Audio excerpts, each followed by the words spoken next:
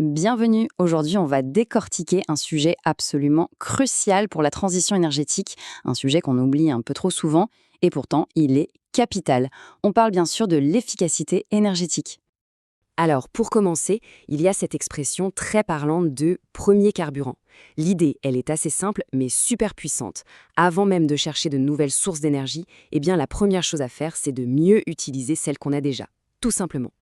Bon, pour savoir où on en est, on a un indicateur clé, l'intensité énergétique. C'est un peu technique comme nom, mais l'idée c'est de mesurer si une économie arrive à produire plus de richesses, donc plus de PIB, en consommant moins d'énergie.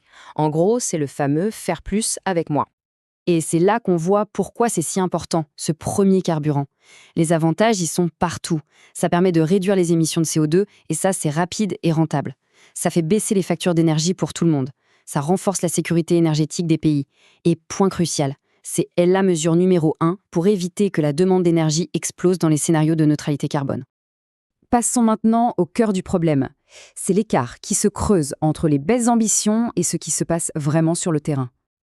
Rappelez-vous, fin 2023, à la COP28, il y a eu un engagement historique. Pratiquement 200 gouvernements se sont mis d'accord pour doubler le rythme d'amélioration de l'efficacité énergétique dans le monde d'ici 2030. Un objectif très ambitieux. Et là, c'est la douche froide. Regardez bien ce graphique. L'objectif, c'est 4% d'amélioration par an. En 2022, on était à 2%.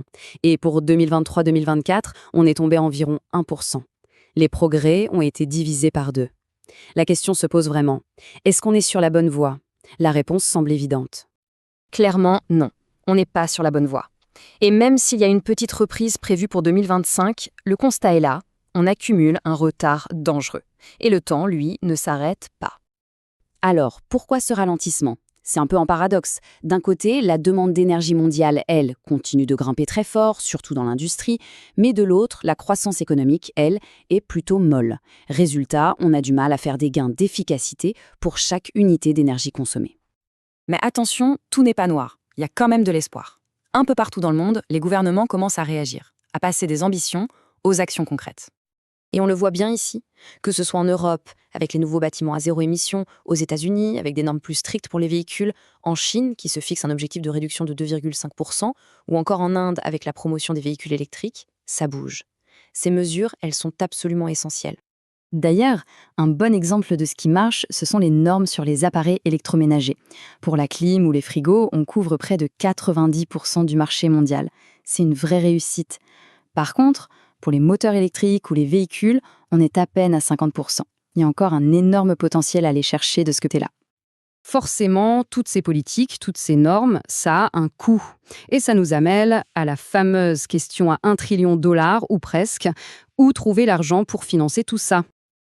Alors, les investissements mondiaux dans le domaine, ils ont quand même atteint un record, 660 milliards de dollars. C'est énorme, c'est vrai. Mais la vraie question, c'est est-ce que c'est assez? Et la réponse de l'Agence internationale de l'énergie est un non catégorique.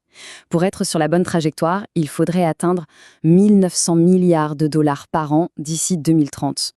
Oui, vous avez bien entendu. Il faut tripler les investissements. Le message est on ne peut plus clair. Le montant actuel est déjà impressionnant, mais il faut le multiplier par 3 en moins de 10 ans. Le défi est immense.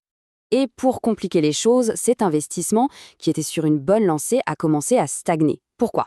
Principalement à cause de la fin des plans de relance liés à la pandémie et de la hausse des taux d'intérêt. Forcément, ça rend tous les projets de rénovation ou de mise à niveau plus chers. Alors, que faire? Comment on sort de cette impasse? Eh bien, l'AIE ne se contente pas de pointer le problème, elle propose aussi un plan d'action très clair pour les gouvernements, en 3 points. C'est un triptyque assez classique mais redoutablement efficace. D'abord, la réglementation, des normes strictes pour tout simplement interdire les produits les moins performants. Ensuite, l'information, des étiquettes claires pour que les consommateurs puissent faire les bons choix. Et enfin, les incitations, des aides pour rendre les options efficaces plus abordables et accélérer le remplacement des vieux équipements. C'est vraiment la combinaison de ces 3 leviers qui peut faire bouger les lignes. Et il faut bien comprendre l'urgence de la situation. Comme le dit l'AIE, chaque année où l'on prend du retard sur l'efficacité énergétique, c'est plus d'énergie consommée, plus de CO2 émis. Et la tâche pour décarboner notre économie devient à chaque fois plus difficile et plus chère. C'est un coût qu'on reporte sur l'avenir. Finalement, on voit que le problème n'est pas vraiment technique. La technologie existe. Le plan d'action, on l'a. La vraie question, la seule qui reste, c'est celle de la volonté. Est-ce que la volonté collective sera au rendez-vous pour mettre tout ça en musique? C'est la grande interrogation.